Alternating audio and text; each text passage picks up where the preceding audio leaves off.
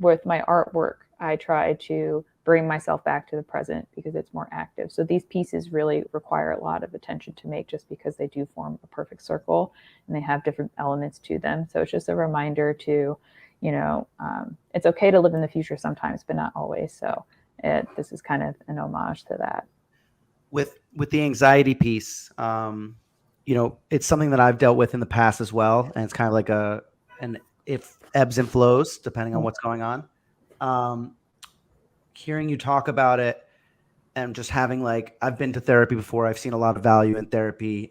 It was most helpful for me when I was going through some really serious health issues with my Crohn's disease. Yeah. So for me, and then to my question, for example, I also spend a lot of time thinking in the future. I think it's a blessing and a curse. I think it helps me be a good businessman because it's kind of like the chess moves and thinking about them. Yep. Then it also is like I'm stressing myself out about something that may never even happen. Exactly. Right? That's exactly. So what I have found, in talking with people and experiencing and just working on my own self-awareness, I found that there are two places or two activities that I can partake in that when I'm doing those activities, I never once think about the future or potential issues with the future. And so for me, that's out on a golf course playing golf, just me and the little white ball and trying to hit it straight. Yeah. And then basketball as well. When I'm playing basketball, I'm worried about, how do I make the right pass? How do I score? So those two sports are similar. I heard you talking about when you're painting, when you're creating, are you completely present? Don't hear any of the other noise? Is that kind of how it works for you? I'm curious. Yeah. So art is definitely one of those things. I'd also say, when I was younger, sports was also something like that. Really? I was not great at soccer, but playing soccer was great. Running has also been great. I've paused on running for the last few years because I ran not well. I ran a marathon and didn't train for it properly. So my body was like, excuse you. But running and now walking really helped me focus on just what I'm doing too. Yep. So art and I'd say physical activity both not only help with my anxiety, but also help keep me in the present, which has been really nice. Vern, have you ever had that experience where you played? Amber and I are somewhere between average and below average athletes, based on what I'm hearing and what I've experienced in myself. Below for me. You played. I like to think optimistically that I'm average, but I'm probably below. You played professional baseball. Did you?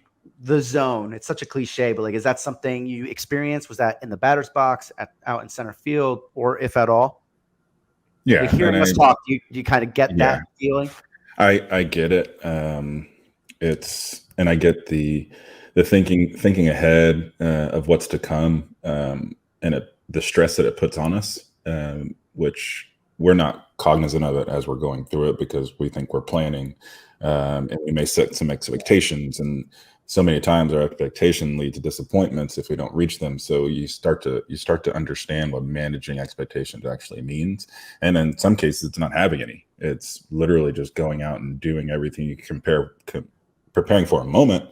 And then when that moment's there, you hope to execute the work you put into it, and you leave everything up to just how it's going to play out. And in sports, and especially in baseball, Amber, for me, if I failed 7 out of 10 times, I was an all-star.